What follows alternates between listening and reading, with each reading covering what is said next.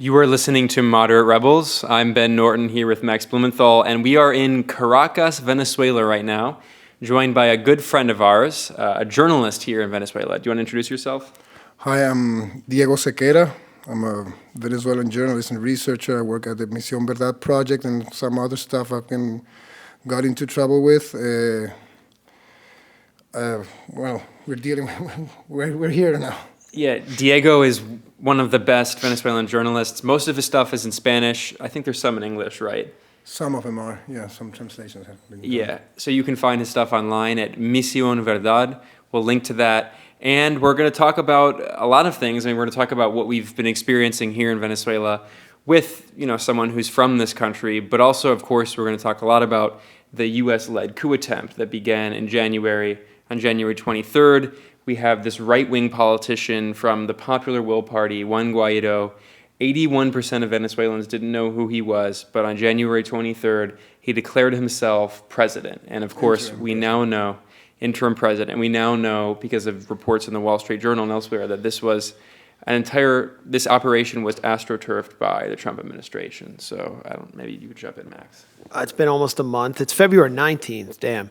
And I don't know, you wouldn't know we were necessarily in Caracas with this Kandinsky style like painting behind us. We're actually in an upscale district called Altamira, and we'll talk about that later on and talk about the class and geographic situation here. But I want to just jump into the present. It's February 19th.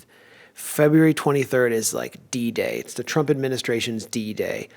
Several hundreds of tons of aid from USAID, which is a wing of the State Department, which has also funded the Venezuelan opposition, is on the Colombian side of the border right now on Cucuta. Marco Rubio, who was once known as Little Marco by Trump and is now feeling like a very big man, is on that side of the border. He is in Cucuta. Richard Branson, the billionaire tax cheat and human being impersonator, is planning a live aid concert which will feature some of the biggest Colombian acts, Carlos Vives, Juanes, Miguel Bosé and Alejandro Sanz, which are major tax evaders in Spain, by the way. So also the big reggaeton star Maluma, who's also a kind of wannabe human being. Okay, so we have a lot of shared values there between Branson, but it's a Live Aid concert. One of the biggest humanitarian interventionist manipulations since Aleppo 2016 is about to take place on February 23rd, and nobody here knows exactly what's going to happen. The Venezuelan government is planning a concert of its own on the Venezuelan side, but nobody knows exactly what's going to happen. Diego, you've just written something, it's about to go up at Misión Verdad, about what you see taking place or what some of the potential dangers could be of the U.S. ramming through uninspected aid into sovereign Venezuelan territory. Tell me what you think about the spectacle in Cucuta and what could potentially happen on February 23rd. Hopefully, Ben will have this episode edited before then. It will be out. Well, in this sort of sceneries, when you're not actually, everything's so opaque, you have to risk and to speculate some possibilities and actually also take from the recent past and not so recent past to elaborate some theory about what could happen, because it's actually very new. This sort of things never have happened. I don't think if it has happened this way anywhere else besides Venezuela with this features. We're not. For example, Aleppo was already a war zone properly. It was going on. It was already 5 years going through the war. It was a very different context that we are right now. When you said the D-Day thing, it reminded me that we had before several D-Days. There's always a D-Day, and it has been this way at least since 2014 D-Days and Days of Rage that supposedly are going to be the game-changing moment of the situation, and they're going to take the drive, and it's going to finally throw over the government, to deliver the coup or something. The thing is that there's a very different energy going on, because on all these cases you could have seen a lead from behind kind of thing from the U.S. as in how do you dig in and find out they were trained this way by whom, or who funds them, and who are their political alliances back in the States and that sort of thing. The thing is that this one's the most upfront, the most overtly publicly executed coup. Public reality show coup. Exactly. So that's the precise formula, because it has that sense, that illusion of a real time thing going on, but also it's a reality that was staged, and it was overly staged by the by the executive producers. I mean, they're more concerned of how things go on and if they appear on camera than the actual cast. You know. Well, it's also really fitting because our president in the U.S. is literally a former reality TV star, and then this coup is just like the reality TV equivalent of a coup. It's like we're going to declare it on TV, and therefore it's a coup, and therefore it happened. Therefore, this new guy has power. Exactly, and that also moved some crappy sensibility around people around, and sensitivity of people around here of how magically they got this prince president that appeared wonderfully one day and then on some stage and declared himself a president. What do you think the dangers are on That's February the thing. 23rd? We have this screening that goes, that it's like a level of the coup, the whole reality thing we're talking about, but below that, behind that, is something really nasty and dangerous going on. We're not sure exactly what, but for example, it kind of relates to a template that has been executed before. And we have to go back to Syria in this case. And I was thinking, which actually that's what the piece talks about, is what could it be? I mean, it could be anything, and that's also a pretty dangerous thing. And it's all this related to all this huge mobilization that's nevertheless true, as in resources, as in planes, and the whole humanitarian aid, which is also a huge PR stunt. I mean, when they talk about it, you've written about it, the whole $20 million thing that is gonna be pouring to Guaido's government as humanitarian help. I mean, it's not enough for the billions they have been blockading and. Right. So from the beginning, it's a stunt. You also have the snipers on the Maidan in Ukraine in 2014. Well, and the first case of Maidan actually was in Caracas, was Puente Llaguno back in 2002. I mean, that's something that people don't understand. That's also a template. But what they did in Maidan, they did it first in Caracas, back in the 2002 coup. In the April 2002 coup. The April 2002. This was the scene on the bridge. The scene in Puente Llaguno, exactly. Puente Llaguno and what goes below Puente Llaguno. And this sharpshooters, the snipers, were at the Ausonia Hotel, the Eden Hotel, and they were foreign, some of them. They shot to the Chavistas gathering in the Urdaneta Avenue over at the The Chavistas were on their way towards Miraflores Palace to demand an end to the coup. Next to Miraflores, where the Llaguno Bridge is, but they were also shooting at the opposition mobilization that was going on 2 blocks down. So they were shooting randomly against the two groups of people, and that's what happened in Maidan, actually. And so this incident actually was analyzed in thanks to some journalists who happened to be on the scene in the era before cell phones, in the documentary, The Revolution Will Not Be Televised. I think that's something that everyone should watch. And then in the Maidan, you had snipers who allegedly killed people protesting, who were opposing what was at the time the Ukrainian government that was said to be Russian aligned, blah, blah, blah. And even Nadia Savchenko, who was the Ukrainian legendary pilot who was captured by Russia and is now back in Ukraine, has said that she believes that was in fact a false flag operation, that those snipers were brought in from Georgia. Same with Ivan Katarchorsky, who is a professor at the University of Ottawa, who has done the most forensic analysis on that incident and continues to provide new detailed information.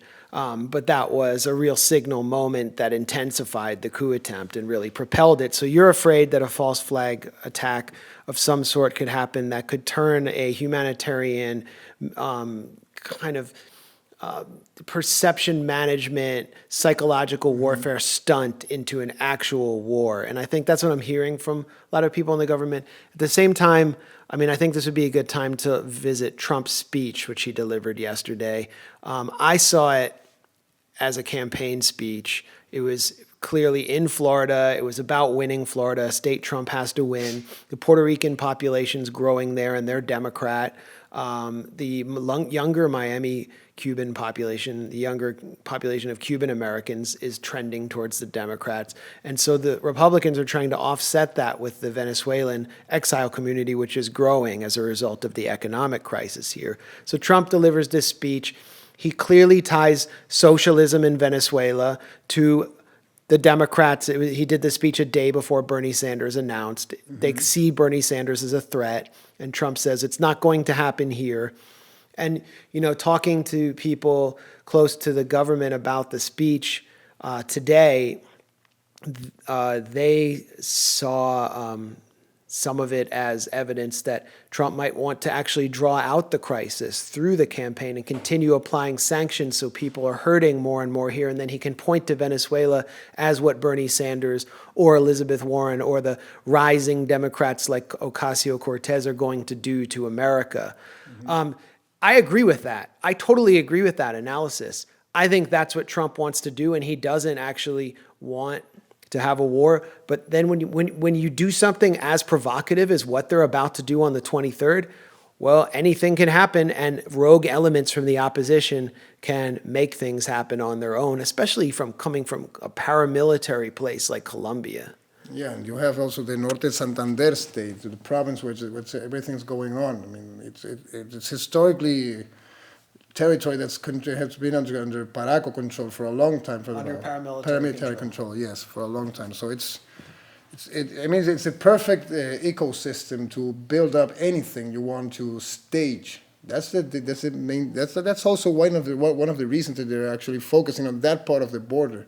They're not doing it in the Llanero part of the border, as in the Arauca. Right. They're not doing it either in the northern part, as in Zulia, Guajira state border, because there's actually a real humanitarian crisis in the Colombian side with the Guayús in the Colombian Guajira. So that's why these are the country people of Colombia. Yeah, exactly. They're indigenous people from both sides of the border. I mean, they're binational from that point of view. The Guayús, the Guajiros. Those are they are doing the starving and the dying especially in the Colombian side of the Guajira. It's one of the poorest provinces in Colombia also. So there's also that also means a lot. What they're doing in Cúcuta, which is also the most dynamic border crossing in the whole Venezuelan Colombian border. I mean, it's one of the most active in all Latin America. But something has to be said about, one thing is Cúcuta and one thing is Las Tienditas bridge, which has also been subject to all this misinformation these days. So this is the bridge that you're seeing a lot of photographs of in the U.S. Rubio and John Bolton have tweeted images of it. And it shows some trucks lined up on the bridge, and the bridge is empty, and they're saying Maduro refuses to allow foreign aid in. And CBC, the Canadian Broadcasting Corporation, has just admitted that what they published about this bridge was false. But tell us about this bridge and what's false about it. Yeah, the false thing about the bridge is it's never been actually used. It's not it doesn't connect Cúcuta, it connects something else in Colombia. It connects with Ureña, not with San Antonio del Táchira, which is the Simón Bolívar bridge, which is the main one. So it's a bridge that was built 3 years ago, and it's never been used. It's out of use ever since. And those containers that are there, they've always been there. So that's very descriptive also how they stage things, how they're manipulating context and yeah, and it's worth also mentioning that media outlets, not only have there's so many lies in these reports. I mean, it's so insane. It's a level beyond Syria, honestly, in terms of the lies, distortions, manipulation. And these are all small lies. The bridge is one lie. Another lie is even the fact numerous media outlets, from CNN to the New York Times, all these outlets have falsely claimed that President Maduro in Venezuela is refusing to allow aid in. That's not true. That's not true. He has allowed aid in from numerous countries and organizations. And also, Venezuelans don't need humanitarian aid. There's not a humanitarian crisis here, and we'll get into that. We've been here for nearly 2 weeks now. We've been going around. There are certainly issues, and we can get into why there are economic issues. There's basically an economic blockade, brutal sanctions, and the price of oil has plummeted. But aside from that, there's not a humanitarian crisis. But it's objectively false to say that the government has rejected all aid. It's not true, despite the fact that CNN continues to repeat it. Instead, Maduro has refused to take aid from USAID, which is the U.S. government's regime change arm. And it goes without saying, someone we haven't even mentioned yet, Elliot Abrams, who Trump appointed to be his special envoy to Venezuela.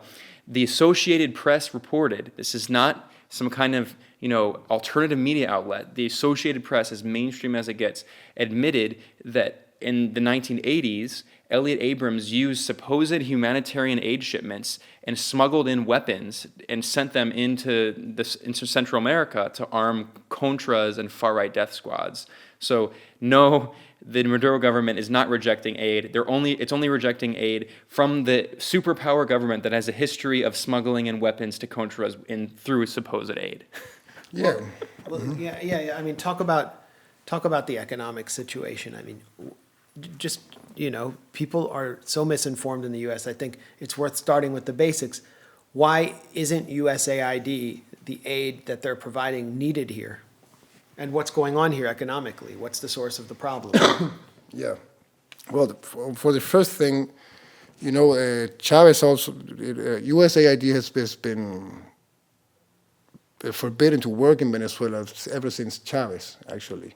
That's something, and also the NED, also NED. That's something that's because they're not actually helping anyone. There are key instruments to penetrate into the territories that they need to appease in some way or another. And Venezuela, Well, they are helping someone. They're helping the right-wing opposition. That's the thing. Yeah, they're helping actually the people that they're actually going to operate at some level. The regime change procedures that they're going to be set up for.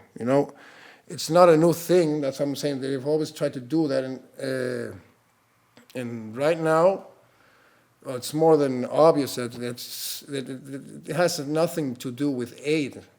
It doesn't have anything to do with people, like you already said, Ben. That it has to do with.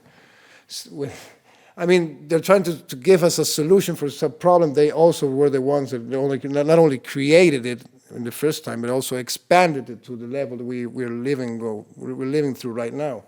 I think that's a very important thing to know. Sure, you can say that being a third world monoculture country, as in only for 100 years only dedicated to the oil exportations, that's going to bring over a lot of weaknesses on how the economics works in Venezuela. I mean, there wasn't any real effort on diversification of the economy until now, and you're fighting, let's say, 15 years, not 20, because you have to. I don't know. I couldn't add up the last 5 years because nothing else beside multi-layer warfare we're going through. To actually change the economy, to diversify it, to stimulate key areas of the economy that never were stimulated before. So it's a major weakness, and also you also have, besides that, you have. Well, quick on that note. A point you raised, this is one of the major critiques we've frequently heard of the Chavista movement, of President Hugo Chavez and Maduro. Petropopulism. Yeah, what Naomi Klein called petropopulism. And certainly that is a critique, but the point you just raised, it was a subtle note that you said, for 100 years, this is not a problem unique to Chavismo, this is a problem unique to Venezuela. The Venezuelan state, before Chavismo, during the decades of military dictatorship, from 1958, from the end of the military dictatorship, from the 40-year period, when there's the pact, when there's a pact between the right-wing... Punto fijo, el pacto punto fijo. COPE, and we can talk about that history. COPE and Acción Democrática, the two ostensibly left-leaning and right-wing party, the two neoliberal parties that dominated for 40 years. Throughout all of that time until 1998, with the rise of Chavez, this has been the same economy in terms of it's an oil-based economy, Yes. it's an export-based economy, and many goods are imported. And we can talk about maybe how the Chavista movement tried to diversify the economy, but portraying it as a unique problem of Chavismo, which some people do, is misleading. Yeah, it's misleading, and you can have not Chavista, but Venezuelan specifics on how this has been going on. But yeah, it's nothing structurally. Something that's also common to most of Latin American states. I mean, underdevelopment. It's not actually the proper way to call what it was. I mean, it's anti-development, which is Yeah, different. well, Michael Parenti often says it's not underdevelopment, it's overexploitation. These are former colonies that were exploited for hundreds of years by European colonialists.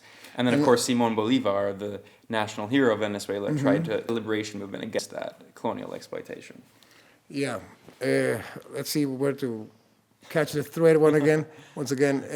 The crisis today, I mean, drawing on the past. Yeah, but I thought about what you said, that like this demeaning concept of petropopulism, but that's something funny for people that actually don't, they like to talk about how hell's made, but they haven't been through hell. So it's kind of shitty to point a finger at us just because, yes, it was a populist thing, and yes, and it was based on oil. But for example, a lot of people critiques, and that comes also from the left, and it's kind of a hypocritical thing to say, I mean, all this consumerism and all that. Of course, and we deserve that sort of things, you know, just for a while. I mean, maybe there should have been something about culturally how to change and how to be more moderate about it. But one symptom of the whole thing is it's people that have been excluded for so fucking long, and they deserve the same access to the same crap. All this leftist intellectuals. Addressed to us a problem, and yeah, kind of could be a problem, but it also Washing machines. Yeah, for example, washing machines, a TV set, some things that might seem stupid, but I guess the people that find it stupid is because they already grew up with one. Yeah, but you can't be polluting our earth for TV sets that we have.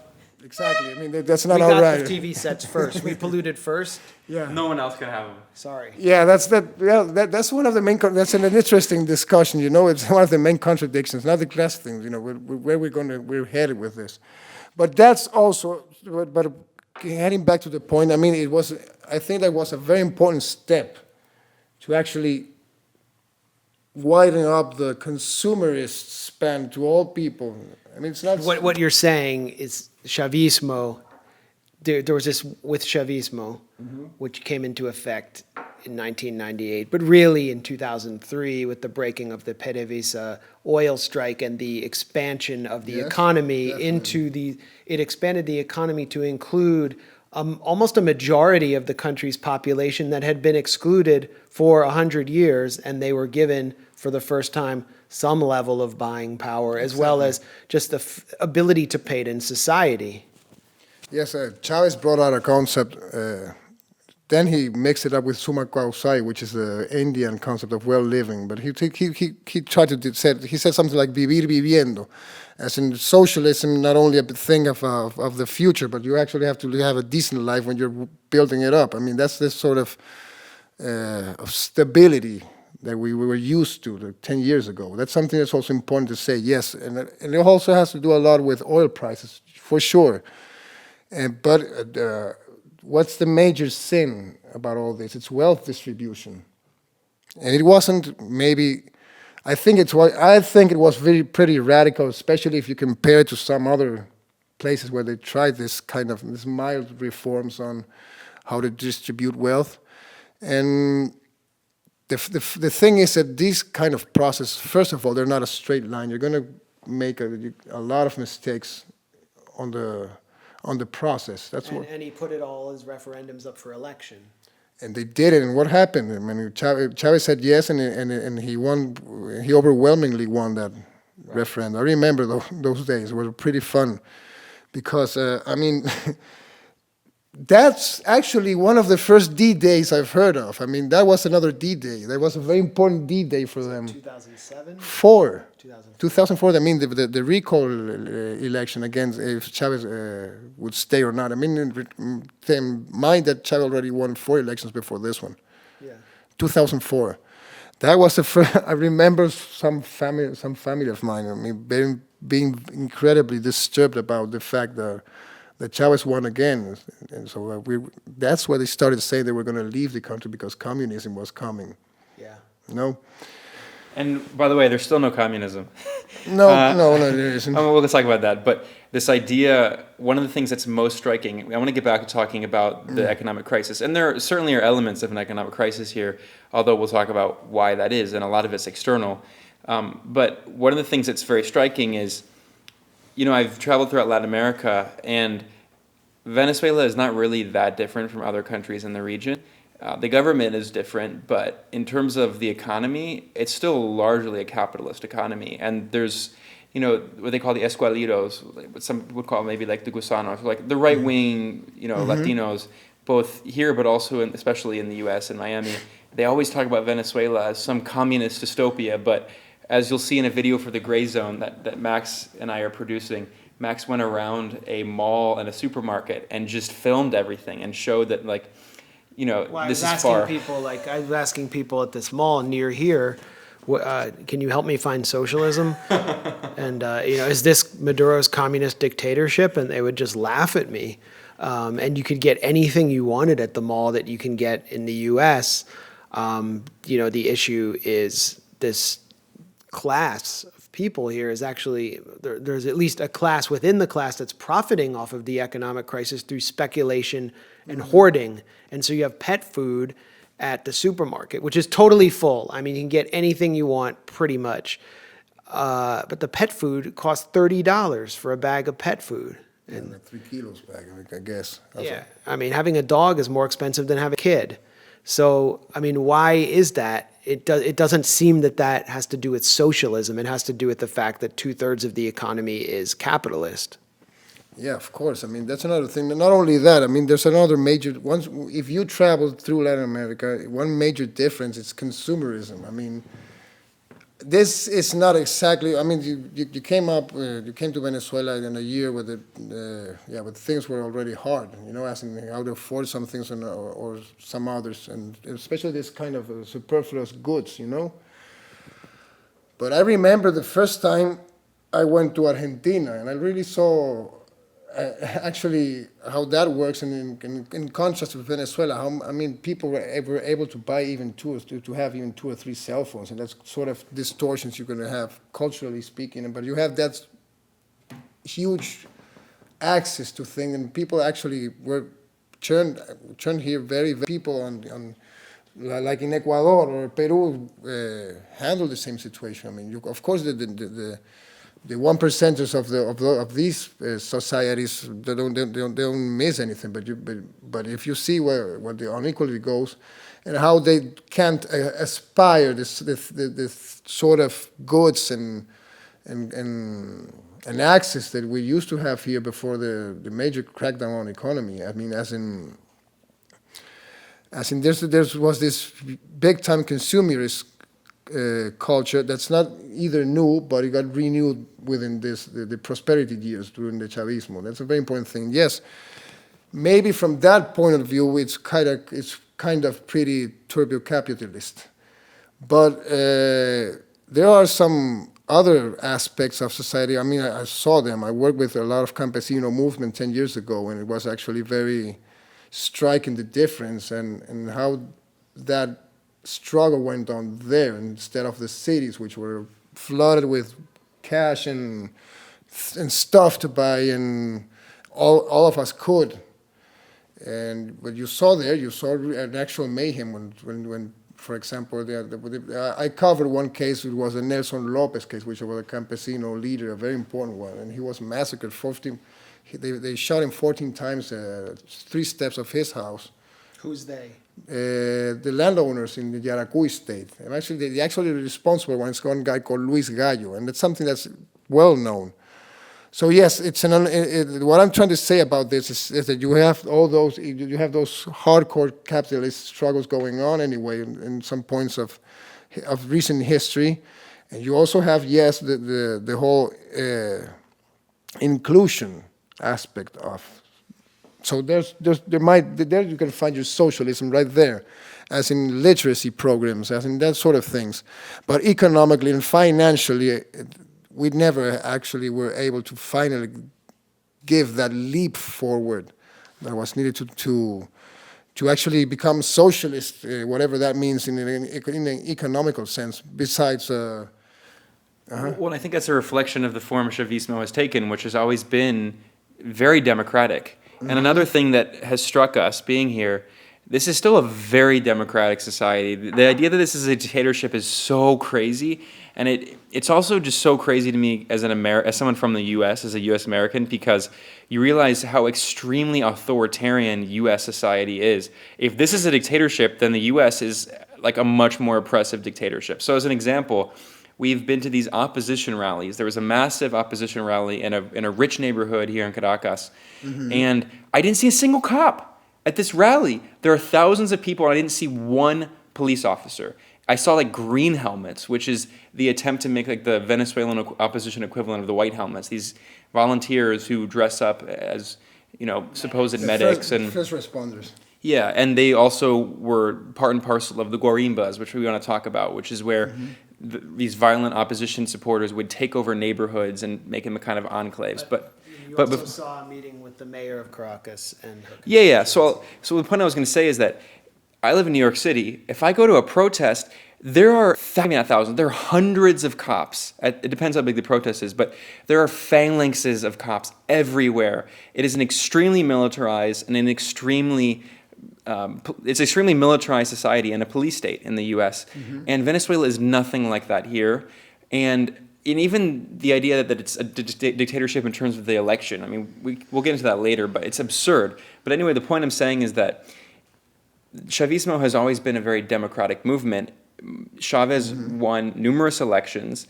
In fact, his party, the PSUV, the United Socialist Party of Venezuela, has won 23 of 25 elections since 1998.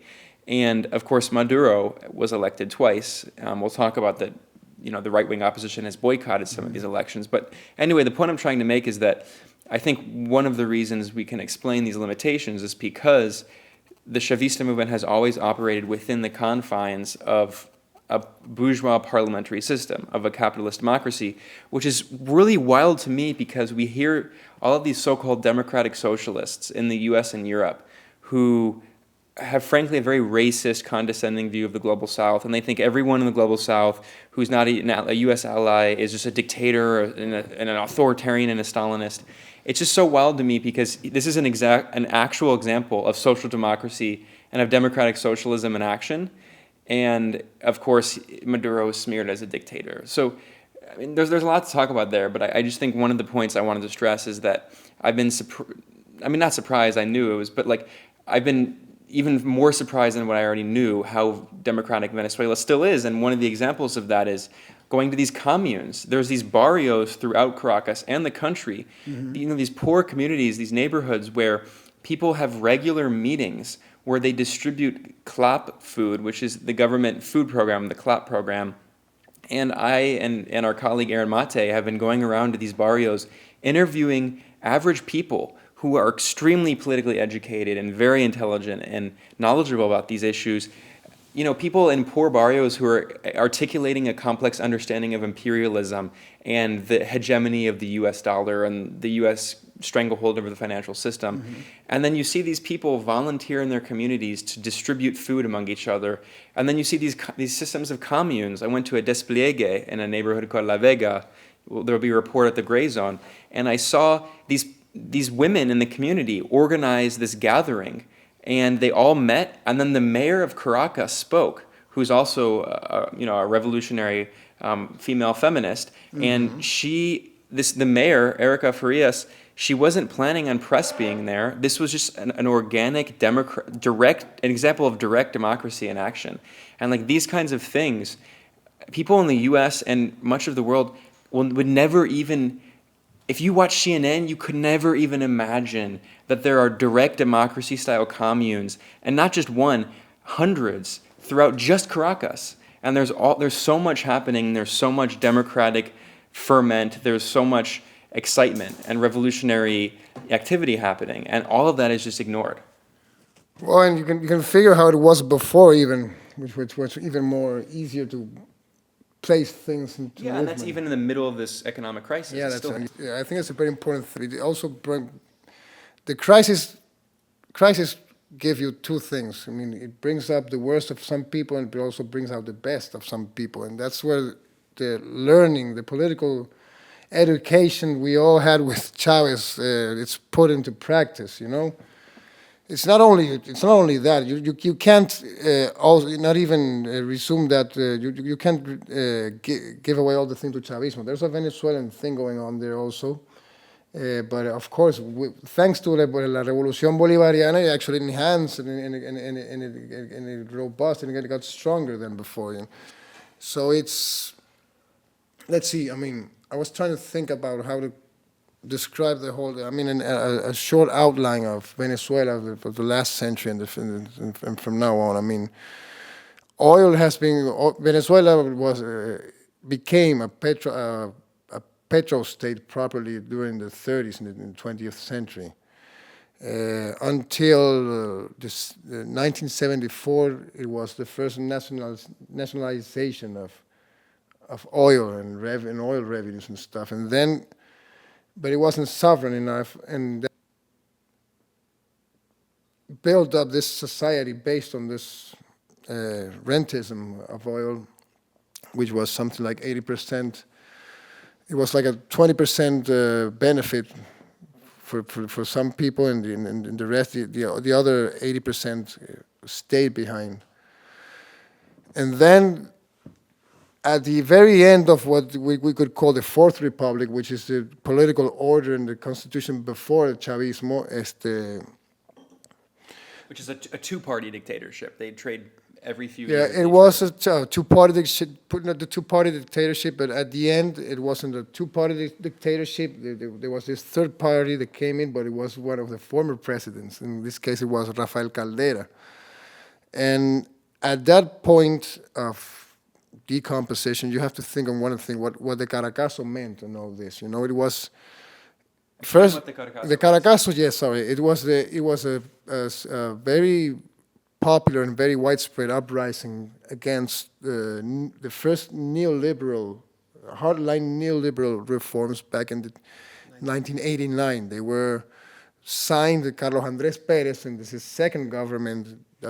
That loop describes a lot of things on Venezuelan history.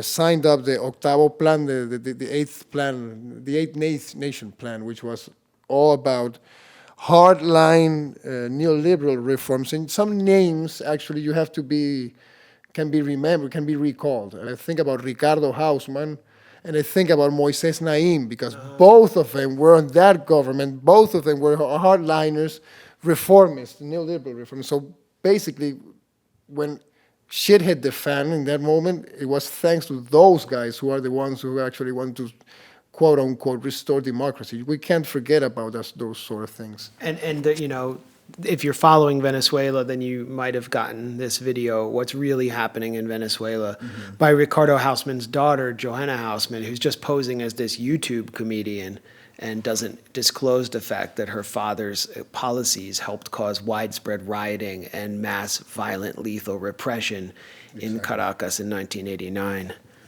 Well, and in her video, I mean, it's just this stupid, superficial YouTube analysis. She intentionally tries to depoliticize everything. Mm-hmm. She tries to describe the situation of Venezuela in like 6 minutes, and she explicitly says, this is not about left versus right. This is not so what she's saying is, this is not a political problem. Mm-hmm. It's simply a problem of dictatorship, and it's this neoliberal attempt. Neoliberals always try to invisibilize their politics, as if, we're being apolitical. But of course, we want to return to neoliberalism is what they want. We're not political, we're efficient. That's kind of how the spin goes, no? Well, the thing about El Caracazo back in February 1989, the 27th, February 27th, sorry, it's that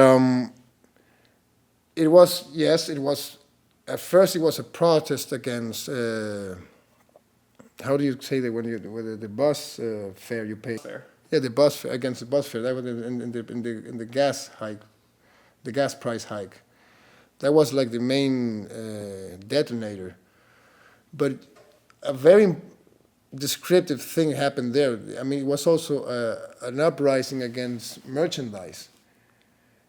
If you would have checked a week before in advertising and on the TV, on newspapers, you would have seen a very obscene situation in which they were like smearing all this goods, as in cigarettes, as in TV sets, as in everything, for people that had never, who didn't have even a decent toilet back home, you know?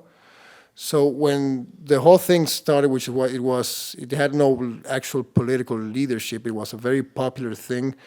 What they did? They went to not only supermarkets, but also TV sets and electrodomestic things, you know. After that, yeah, they learned a lot of things, and then it was kind of that. The first moment was actually very liberating, but then came the repression. That it was actually announced. It was first. It was the interior minister who was trying to announce the state of siege, and he wasn't able. So the defense minister came in, Italo del Valle Allegro, and he's the one who said we're going to put things in order here, and that order was a massacre in the order of 3,000 desaparecidos. I mean, it was a massive thing. There were mass graves. There's a mass graves in La Peste, close to the southern cemetery in Caracas. Yes, they brought mass graves, desaparecidos. A lot of people that were in prison and tortured. A lot of people they were patsies. They said you were the one that organized it and were tortured and killed. You know, during those days, it was the breaking point on that consensus that you were talking about. And that's when 3 years after that, that's the first Chavez uprising, the first military uprising. Chavez attempted a coup. Yeah, the fourth, exactly, the fourth of February the 4th of 1992. That's the coup that brought Chavez into politics. I mean, and he had a message that he delivered after he gave up. And that message is one of the most important things in Venezuelan recent political history, because what he says that it was the first time in at least 20 years that some guy actually it's holding himself accountable for what he did. He's declaring responsibility on what he's doing. So that actually was that detail was a major moment when he said that. That was something that even in the upper classes was also very well received. They all celebrated that Chavez moment, because that's another very important thing also. Chavez got major support not only from the popular classes during those days, especially because what he did. I mean, because because they tried to run a coup against Carlos Andrés Pérez in his worst moment, because a lot of things, but especially because he was being accountable for what he did. And the other thing, it's the famous last he used that day, which was the por ahora, for now. I mean, that for now also meant we will stop resistance for now. Yeah, I mean, this isn't we're stopping this whole movement now, but it's not exactly. You just say I'm just trying to translate it properly, as in, yeah, we couldn't achieve our objectives for now. And so for the rest of the 90s, you had Raphael Caldera come in. Yes. Am I right? He was a social democrat. Social Christian. Social Christian Christian Democrat. Christian Democrat, yeah. But he had expressed some opposition, at least paid lip service to the opposition to neoliberalism, and then accepts another kind of austerity package.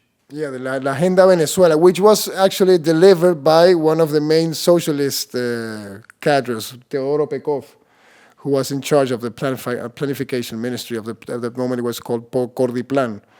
The thing is, the thing about Caldera was like the other major figure. I mean, Carlos Andrés would be the social democratic figure, and after Betancourt, and then Caldera would be the Christian Democrat figure of all. I mean, the traditional figure, you know, the traditional leader. The thing is that after the coup attempt in February, there was this huge debate in Parliament But no one actually was trying to address what Chavez raised against. But Caldera did. Actually, before that, there was famous words from this ADECO member of parliament called Rafael Morales Bello, who actually called for the execution of the golpistas, to kill them all. And there's no more. The execution of Chavez and his fellow Yeah. coup plotters. Golpista means coup plotter. Yeah, exactly. Sorry. And they weren't really golpistas in the traditional Latin American sense. No, they They were weren't. revolutionaries. Yeah. Yeah, it was diffuse. It was kind of diffuse. It was a nationalist thing. It was a Bolivarian thing. Something that's also very important key in Venezuela. Well, and talk about what that means, because I want to hear the rest of the history. It's important, and our listeners want to hear that. But we're on the subject. Mm-hmm. Everything here since the Bolivarian Revolution is named after Simón Bolívar, and you can see him everywhere. You can see his quotes everywhere. And it's not even just, Marx said I'm not a Marxist. Marxism is not just about Marx. Bolivarianism is not just about Bolivar, but what is Bolivarianism? Well, I think in some way it is about Bolivar. I mean, it always. Well, it is, and Marxism is about Marx, but it transcends the individual people. Yes, I mean the thing about Bolivar is that first he's like the architect. He's the architect of all these nations, not only Venezuela. I mean, it has to do with where Colombia got his name from. Same with Ecuador, and same with Peru. It's a more complex case, but he was also Bolivia is named after him. So we're talking about a very curious character that was able to not only to free or to build or trying to build up a project of republics in the former colonies of Spain in the 19th century, but also to bring over a sense of justice. And not only that, because one of the main symbolical things about Bolivar, he actually described himself as the man of difficulties, someone who lost, several big-time battles, someone that lost 2 republics, and nevertheless kept on going for this project, this diffuse project of some independence and some republic that at first it wasn't actually so clear how that would go, and it was also very under the pressure of history proper, as in because of at the first moment Spain wasn't a contradictory thing within the project, and then of course it was. For example, that's going too deep. But for example, it's the first time it's not only actually a republic, and it's not only the notion of a nation for ourselves, and it also have.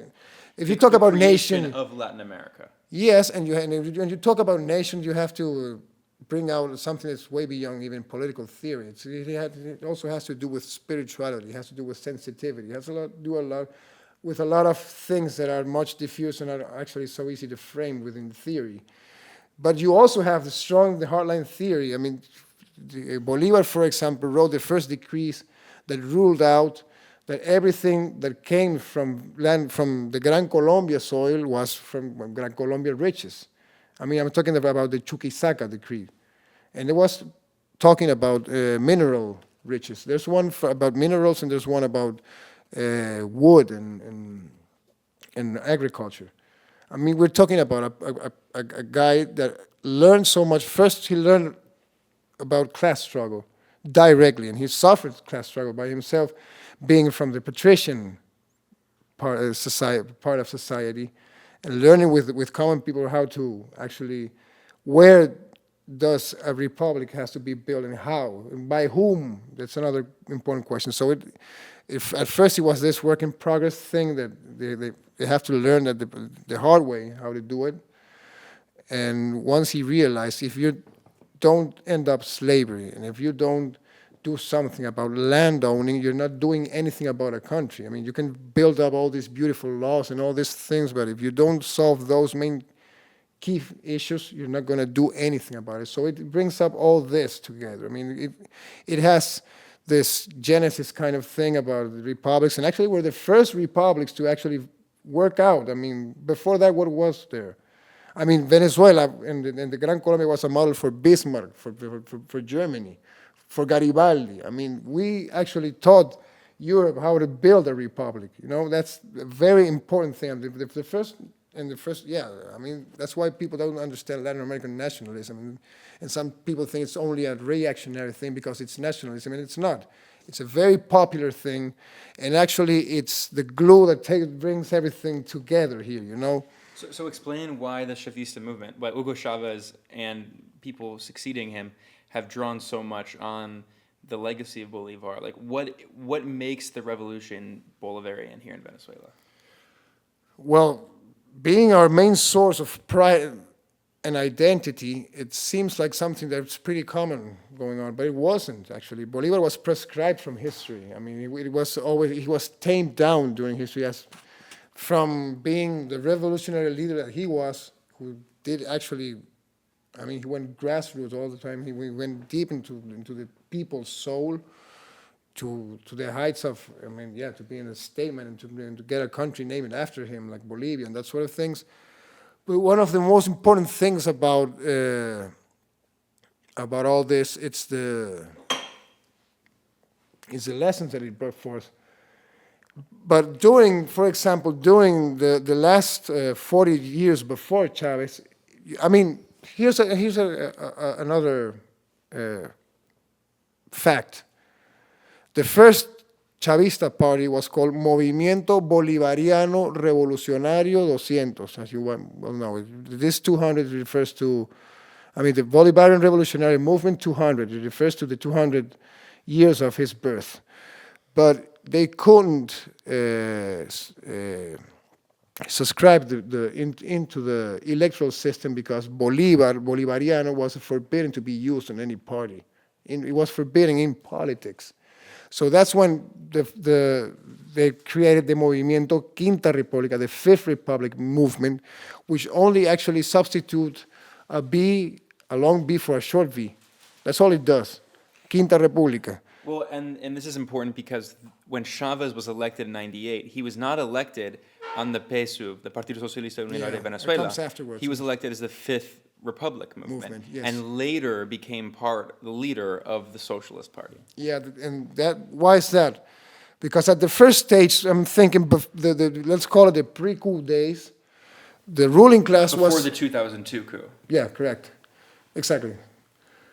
The ruling class they believed they could appease Chavez. They could control him in some way or another. They offered him enticements and deals and... Yes, a lot of them, of course. And then that's not unreasonable because there's a history in Latin America of these kinds of populist leaders, caudillos, who, might have some more social-oriented economic policies, but are certainly not socialists. And I guess the impression was that he would be another kind of caudillo figure. Yeah, I mean, they thought about Chavez being an eccentric caudillo, which has this grandstanding speech and it's in this histrionics they found it funny, but people actually could relate directly because he was truly Venezuelan in the whole sense of the word. I mean, he listened to Ali Primera and he knew the language of the people in the barrios, even though he's from the rural llano. And yeah, so he's a real, true man of the people. Yes, definitely. I mean, this is a sidebar, but I remember having this sort of discussion with this purist left kind of people saying that, I don't know, we're the ones, as in, this is not good because it didn't came through the proper channels of university struggles and that sort of crap. And I was saying, man, when you see Chavez hugging one of these ladies back in any barrio, any pueblo, remote pueblo inside deep Venezuela, and you see that this lady actually hugs him and starts crying. What Chavez used to say to her is, "Como cuánto has luchado, mujer? You have fought so much. You have struggled so much, lady." She's not going to say how you have all these years on Unity credit you to. How much Lenin have you read? Exactly. And that's those people, by the way, they do great in elections. They win. There's so much winning with academic Trotskyists. Yeah, well, you have a whole Latin America to show. I mean, you have all these 3% candidates all over the place. They get like 70 whole votes here. Yeah. Well, yeah. Something. I think it was. I think you meant 70 Jacobin quotes here. Yeah. I mean, Yeah, those are the ones that actually are thinking about power. Well, anyway, the thing is that, so in those years, all this enticement and all this seductive way of approaching Chavismo was staged on. I mean, you had a lot of shady figures that were part of government during those years. Until the 2001, when they were writing all this set of laws which were actually dealing with the major interests of the country, as in, for example, you have the land and fishing reform law, you have the oil law, you got all these new acts that were actually going to shape the new country, and that's when the coup comes. I mean, I'm talking about the end of 2001, and then came the coup. Also before, but the whole 2001 year was a year of conspiracies and of defections, of people leaving the government because Chavez was unable, and because it was crazy, because he was a soldier, whatever. I mean, they spun everything. All the major reasons why, even because he was Santero. Chavez wasn't Santero, but they said that he was Santero. He was a brujo. That sort of dumb things. They would try to attach to his name, you know? And so 2002 came. And we have the first media coup, at least I think the only coup before that, this kind of coup before Venezuela was one in Turkey back in 1999 or something, that the military just drove some tanks in downtown Istanbul, and that was it. And the Right. It was a fake coup. Exactly. Well, this is kind of, it was also staged. Well, it wasn't a fake coup at all. I don't mean fake, but it was very superficial. And exactly. It was a media coup. I mean, it was built on messages, and strict messages, not military force. Right. And kind of resembles what happened afterwards in Venezuela. I mean, but it was also the first media coup of all, at least in the 21st century, with these features, you know. But once the coup was thwarted, and it was thwarted in an epic way, you know, you had the coup being staged the April 11th. You have Chavez being taken prisoner. You have then the 12th. You have Carmona designating himself with a whole act, with a lot of people signing on. Explain who that is. Pedro Carmona was the right-wing businessman, very close ties to the U.S. Yes. He was installed as the dictator of Venezuela. Yes. In the New York Times, I remember that day, like they had a front page profile of him, meet the new president of Venezuela. Very positive profile that, looking at Juan Guaido, I was immediately reminded of the way that Pedro Carmona was covered and welcomed by the mainstream press. Yeah, some things haven't changed since then. Yeah. And I actually, by the way, Carmona endorsed Guaido not so long ago. that's another detail. All right, so we're going to take a brief pause here. This is the end of part one. In part two, we're not even returning. We're just going to continue this discussion with Diego of Misión Verdad, an amazing investigative journalism website here in Venezuela. And in this part, we were focusing a lot on the history and the kind of origins of Chavismo. And the next part, we're going to focus primarily on the current affairs today with the President Maduro, and also right-wing terrorism and violence in Venezuela, which is ignored by the corporate media. You were listening to Moderate Rebels. Thanks a lot. And if you want to support us, you can go to patreon.com/Moderate Rebels. Join us in part two. And then here's... Keep that in.